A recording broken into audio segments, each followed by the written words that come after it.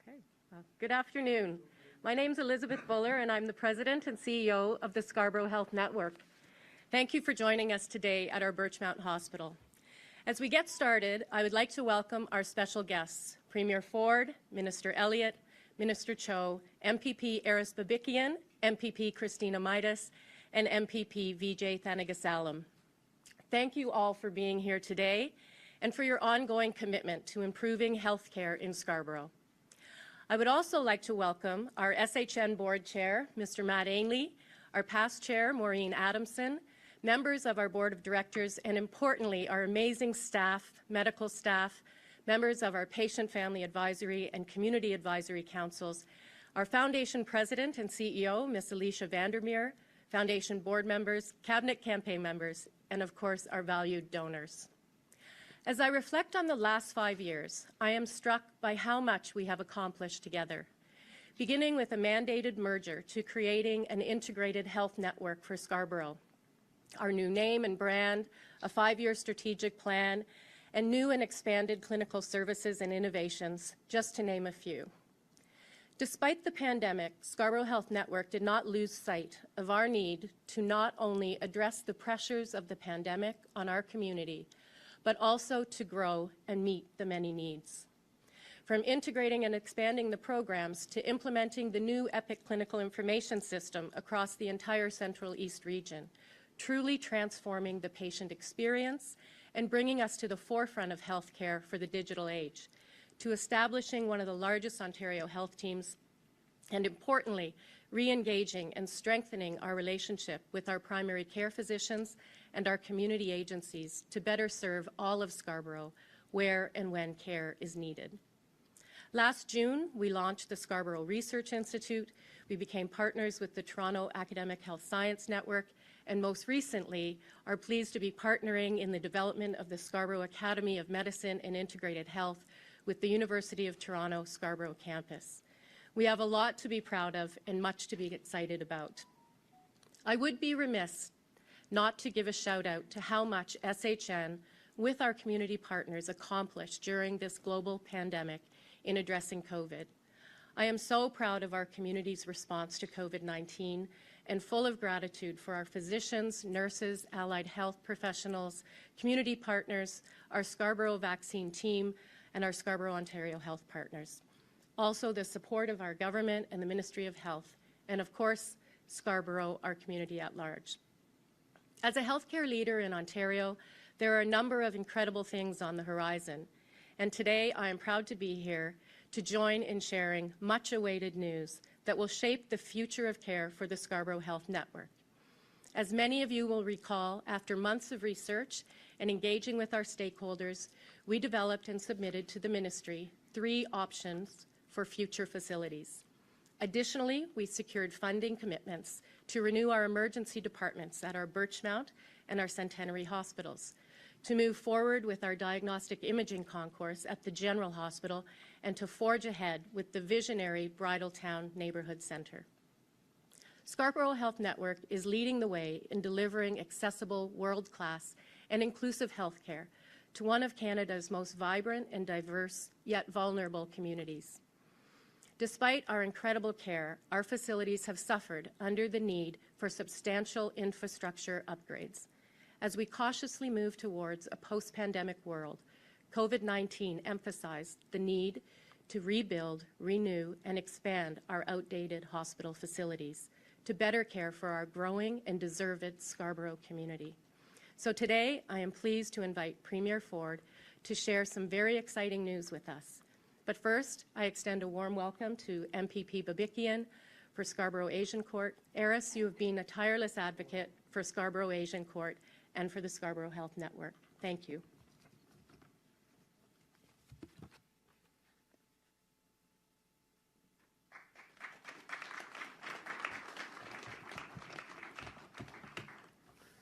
Ladies and gentlemen, good afternoon.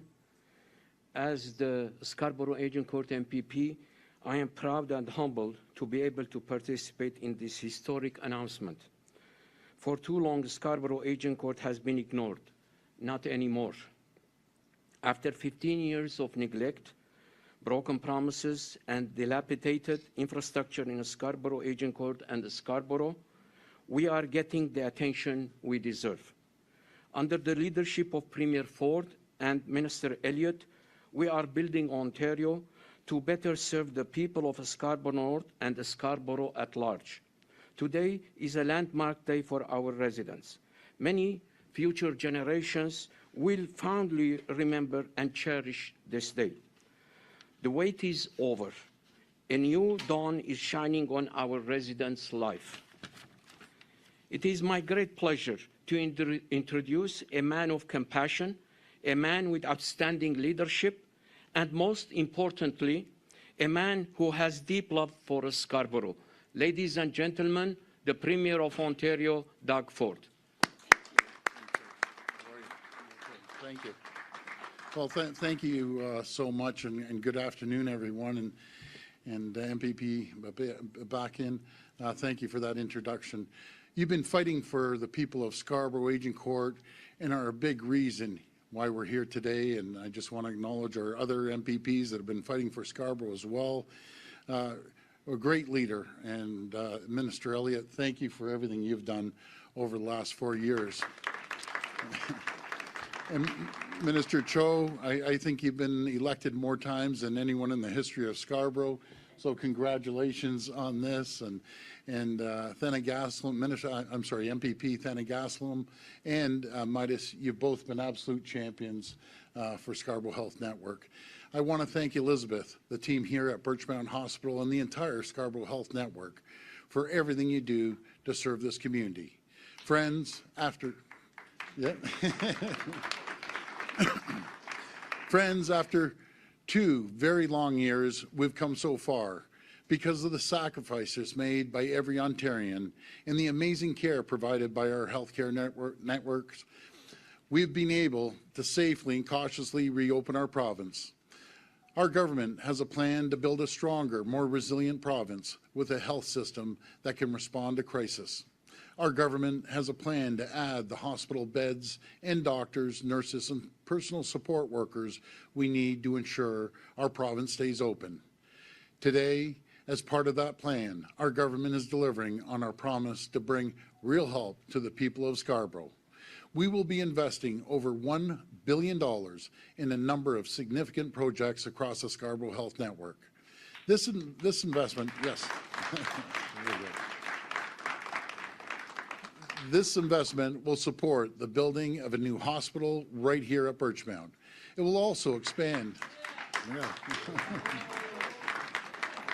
Boy, people are enthused, and yeah, rightfully so. You deserve to be enthused. It will also expand emergency care services at Centenary Hospital.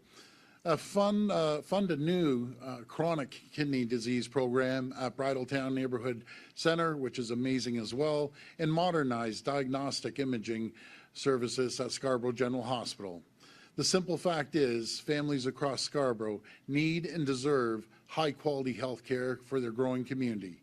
And at a time when our government is investing billions to expand subways and public transit, including by finally delivering a subway to the people of Scarborough, it's never been more important to also invest in this community's health care.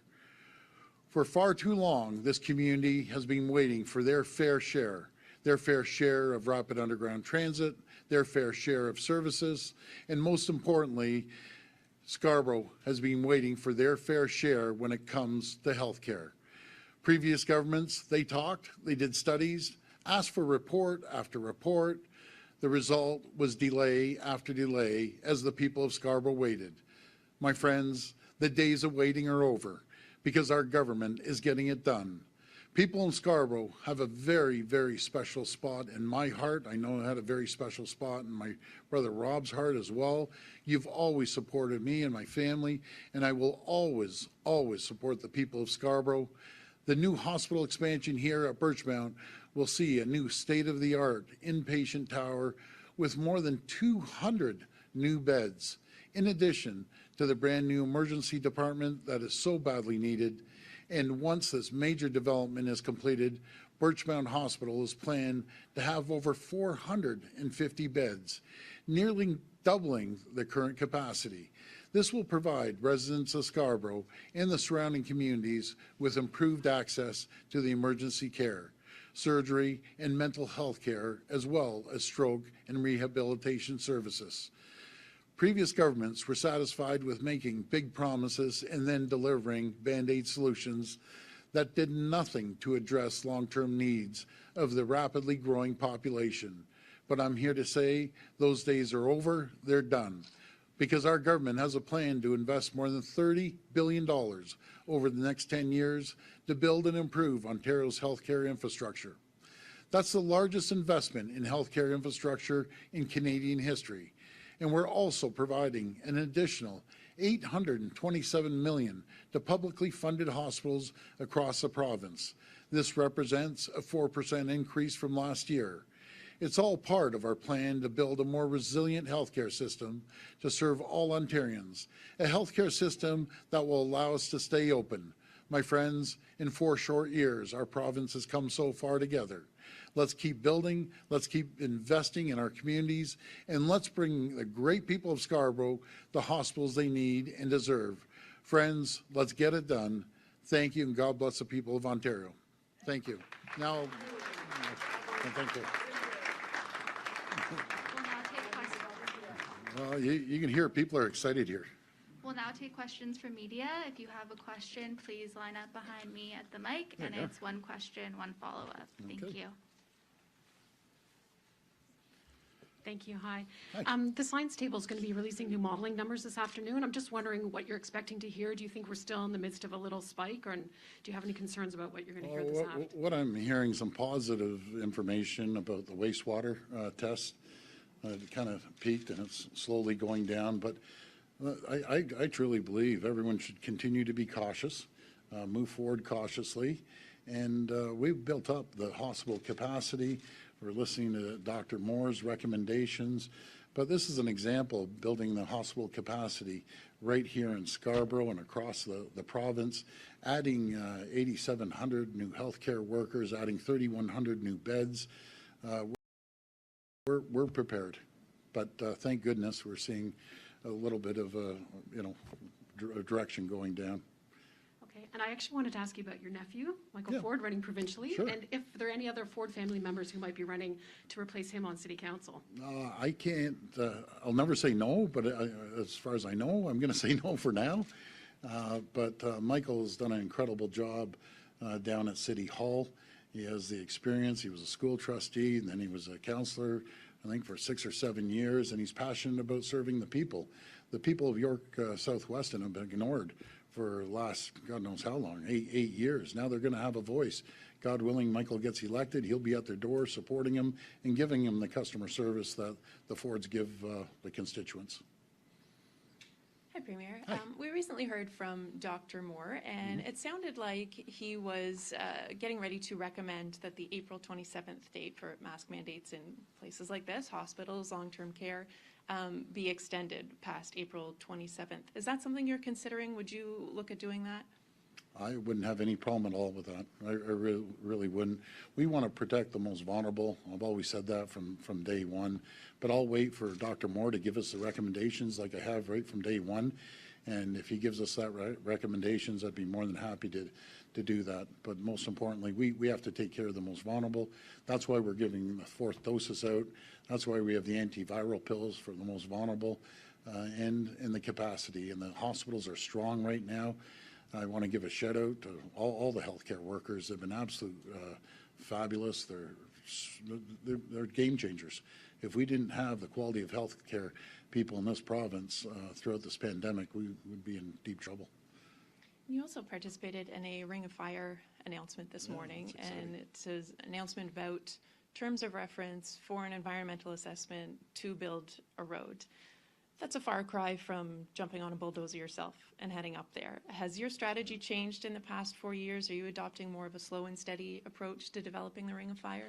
We're just strong believers in working with the Indigenous communities and with Webequie and Martin Falls and both Chief Cornelius and Chief Bruce.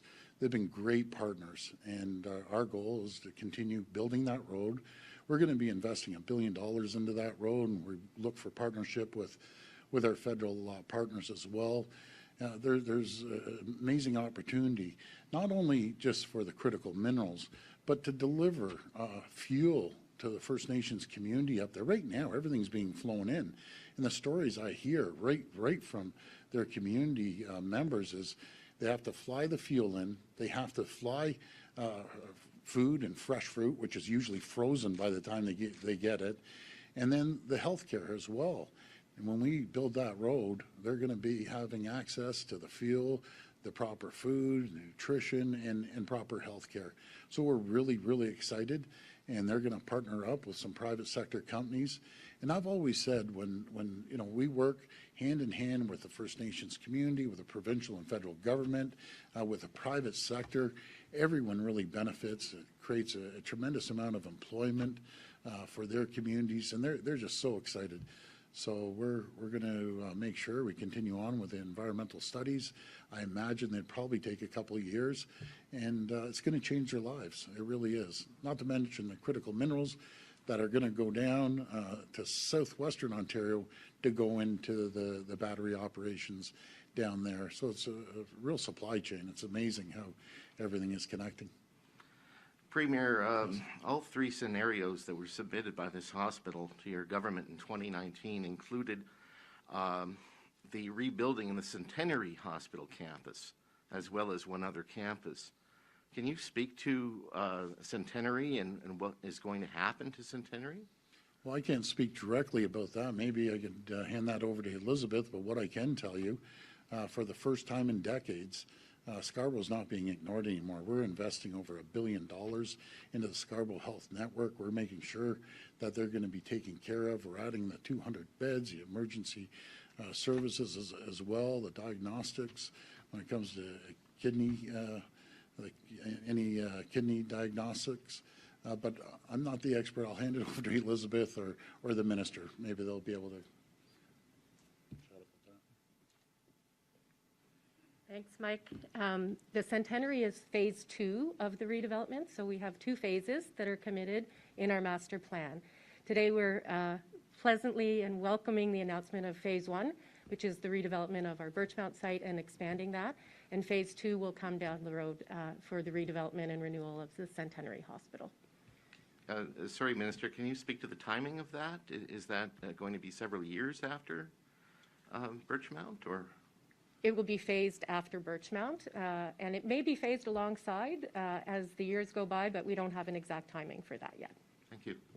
You're a minister now. Got a promotion there. Yeah. Premier Richard with City News. How you Hey, doing? Richard, good. How are you? Good. I think everyone agrees Dr. Moore has a right to take a vacation, but I would think Ontarians also agree they have a right to get an honest, straightforward answer out of their premier. Sure. Can you tell us why, when you were asked where Dr. Moore was last week, you said he was in meetings and working hard when he was actually in the Dominican Republic on vacation? Well, I was honest. He was working hard. He communicated with me, with the Minister of Health. He communicated with his deputy. What I understand that he was working all the time there. And, I just appreciate everything that Dr. Moore has done. He is a relentless worker, and he does a good job. We're taking his advice moving forward. He's got us this far. He's going to continue to lead on recommendations to the government, and I appreciate all his hard work. All right. On another note, the government's fiscal year is over. We're, 20-some days from the election campaign. We still haven't seen your budget, which I think you're going to run your election on, sir. When is the budget coming, one? And number two, do you intend on passing that budget in the legislature before the election, Premier? Well, just stay tuned, Richard. We'll be getting to that budget before we go to the polls. Just stay tuned. Thank you. Good afternoon, Premier. Just to follow up on one of the earlier questions. Sure. So Dr. Moore is likely to recommend that mask mandates be extended for public transit.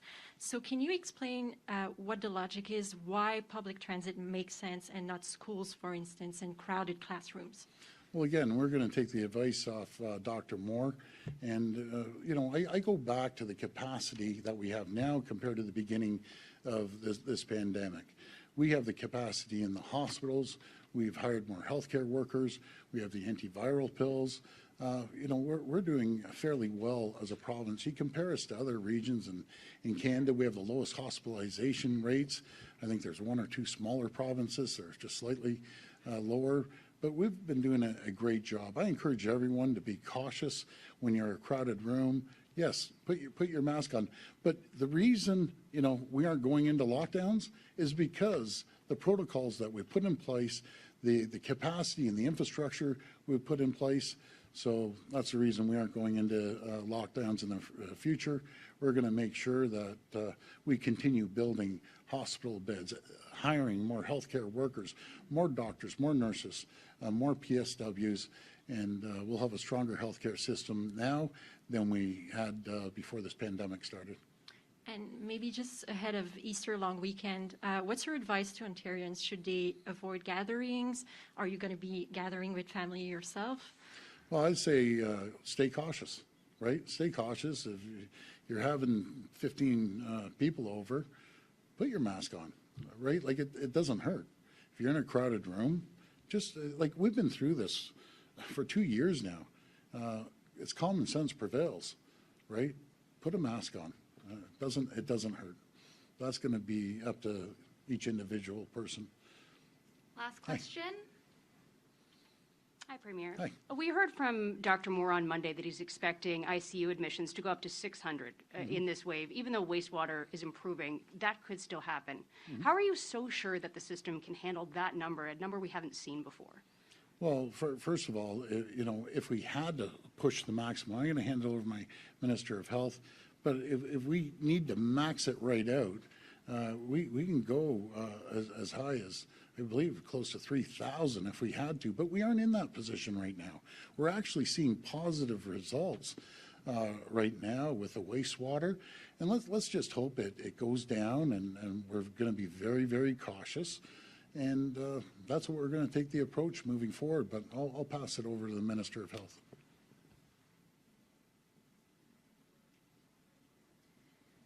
Well, the wastewater surveillance does seem to indicate that we have reached the peak, that we will start seeing the numbers go down. Of course, that doesn't happen immediately because hospitalizations are a lagging indicator. However, with the increase in the number of beds that we've created, the 3,100 beds that we opened up several years ago that remain in operation, with the staff that's been trained and with the rest of the work that's happening, we are sure that we will be able to handle any increases. We saw a huge surge during the third wave. We will be able to handle the numbers both in terms of med-surg beds as well as intensive care beds. Thank you.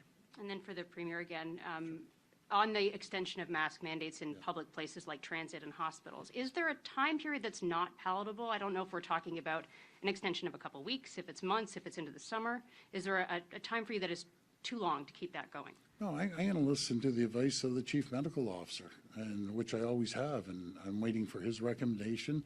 And once he gives me the recommendation, then I'll be able to answer that question. Thanks, everyone. Okay, thank you, everyone. Thank you.